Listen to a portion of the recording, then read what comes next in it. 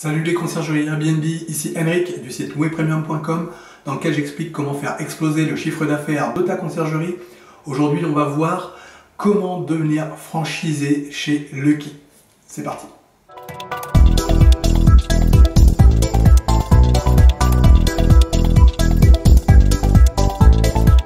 Alors juste avant de commencer, je t'invite à cliquer sur le bouton s'abonner qui se trouve juste en dessous et à activer les notifications afin d'être informé de toutes mes prochaines vidéos sur la conciergerie Airbnb. Également, je t'invite dès maintenant à me laisser un pouce bleu afin de me motiver à te laisser toujours plus de vidéos, toujours plus de conseils sur la conciergerie Airbnb. Alors, comment devenir franchisé chez Lucky ? Alors, peut-être que, je ne sais pas si tu es au courant un petit peu de ce qu'il existe sur le marché de la conciergerie Airbnb, mais tu peux tout à fait devenir franchisé chez un certain nombre de conciergeries.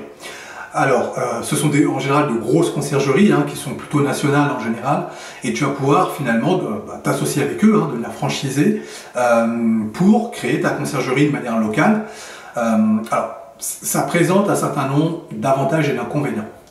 Alors, on va y venir assez rapidement, c'est que si tu veux, quand tu deviens, pour devenir un franchisé Lucky, bien évidemment, tu restes entrepreneur, donc ça c'est bien important de le comprendre. Tu es entrepreneur, tu crées ta société quand tu es franchisé. Simplement, il va y avoir un certain nombre de consignes par rapport à tout ça qui viendra de la conciergerie, je dirais, nationale, pour le coup Lucky par exemple, qui vont te demander de créer tel ou tel type d'entreprise. Donc ça, c'est déjà, je dirais, un premier, je ne vais pas dire un point négatif, mais en tout cas une première consigne qu'ils vont te donner. Voilà, il faut te rapprocher de Lucky pour mieux comprendre ça, mais certaines franchises vont te demander soit de créer une micro-entreprise, soit de créer une société type SAS, SARL ou autre chose. Enfin, voilà, chacun aura ses différentes contraintes par rapport à ça. Donc voilà, ils vont te guider par rapport à tout ça. Ensuite, ils vont notamment te demander de mettre un apport. Donc ça, c'est extrêmement important. C'est-à-dire que pour devenir franchisé, notamment chez Lucky, il va falloir mettre un apport. En règle générale, d'à peu près 5 000 €. Alors, au moment où je tourne cette vidéo, c'est 5 000 €, mais peut-être que ça va évoluer dans le temps. Donc aujourd'hui, voilà, on te demande de mettre un apport. Voilà, 5 000 € qui est... Voilà, c'est pas neutre, c'est pas forcément la somme la plus élevée du monde. Si tu veux devenir franchisé dans d'autres domaines, ça peut te coûter beaucoup plus cher que ça. Mais en tout cas, dans la conciergerie Airbnb, voilà, on te demande pour Lucky de mettre un apport de 5 000 €. L'idée de cet apport, à mon sens, c'est plutôt de valider le fait que tu es motivé par ton business et que tu veux vraiment en faire une réussite. Forcément, les franchiseurs comme Lucky ou d'autres cherchent à avoir des franchisés qui soient performants, impliqués, investis dans le business. Donc, ils vont te demander de mettre un apport, c'est notamment par rapport à ça. Alors, l'avantage de travailler en franchise, c'est que tu vas pouvoir bénéficier, je dirais, de la force de frappe de ton franchiseur. Donc, dans notre cas de Lucky, qui est une conciergerie nationale et qui travaille exclusivement avec Airbnb.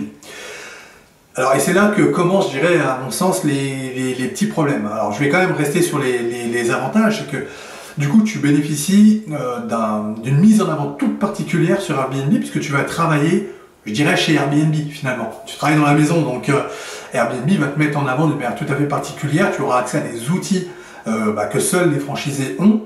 Tu auras tout un tas d'avantages sur la plateforme que finalement seuls les franchisés ont. Donc ça, c'est plutôt avantageux. Ça va vraiment mettre en avant ton business. Ça peut te permettre en tout cas de démarrer très rapidement sur la plateforme. Aussi, Lucky va te mettre en relation avec un certain nombre de leurs prospects qui peuvent être dans ta zone, ce qui peut t'aider aussi à développer ton parc de gestion. L'inconvénient, à mon sens, c'est que du coup, tu es dépendant d'Airbnb. Alors, tu connais, moi, mon besoin, je dirais, d'être libre et de travailler comme on l'entend. Moi, c'est quelque chose qui ne me convient pas du tout, parce que moi, j'ai besoin d'être libre dans mon business et surtout ne pas le faire reposer sur une seule source de clients, que ce soit pour les propriétaires ou les voyageurs. Parce que s'il y a une seule source de clients ou de propriétaires, eh bien, tu es un peu à la merci, puisque c'est-à-dire que si pour plein de raisons, à un moment donné, il y a des choses qui ne se passent pas très bien sur Airbnb, c'est tout ton business qui va s'écrouler, quoi. Donc à mon sens, c'est une mauvaise manière de sécuriser son business. Moi, voilà, je préfère avoir plusieurs sources pour justement diversifier et consolider et pérenniser mon business à l'avenir. Donc, pour moi, c'est vraiment le point le plus... auquel je suis le plus réfractaire et la raison majeure pour laquelle je ne démarrerai jamais une franchise avec Lucky, parce que j'ai pas envie d'être dépendant d'une seule plateforme, j'ai vraiment envie d'être sécurisé puis libre finalement du business tel que je l'entends. Alors effectivement, un autre point, c'est que si tu deviens franchisé Lucky, tu vas devoir répondre à un certain nombre de critères de qualité dans tes prestations. Et comment ça va être mesuré, je te le donne en mille, c'est la qualité des, attention suspense, des commentaires des voyageurs. Et oui, parce que tu seras mesuré, ou en tout cas tu seras noté, je dirais, hein, par rapport au nombre d'étoiles que tu auras sur Airbnb. Dit autrement, alors j'ai plus le nombre exact, mais voilà, en gros, si tu es en dessous de 4,5 ou 4,6 étoiles en moyenne, tu risques de perdre ta franchise. Parce que tout simplement, le qui ne peut pas te faire confiance si tu es en dessous. Alors, du coup, tu connais aussi mon point de vue vis-à-vis de la notation et des commentaires voyageurs sur Airbnb, notamment en France, où on a une culture du 4 étoiles finalement. Notre culture en France, elle est différente de la culture anglo-saxonne sur le sujet. Nous, quand on va mettre en France, quand on va mettre 5 étoiles, c'est que c'était parfait.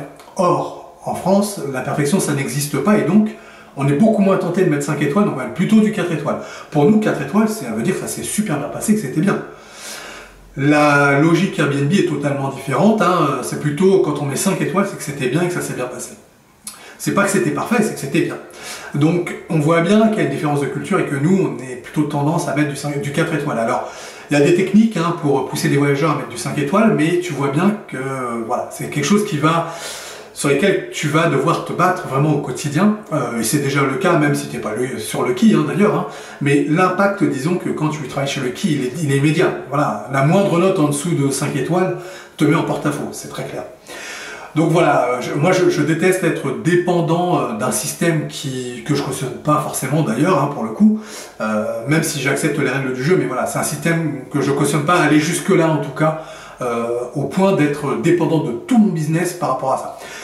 Donc c'est pour ça que voilà, moi je ne serai jamais franchisé Lucky, alors même si on dit qu'il ne faut jamais dire jamais, mais ça c'est un truc, voilà, je peux te le dire, je préfère sécuriser mon business et voilà, le rendre pérenne dans le temps et pas le soumettre à une seule entité et à une seule source de clients qui, à mon sens, met en péril de manière sur le long terme, hein, mais peut vraiment mettre en péril un business.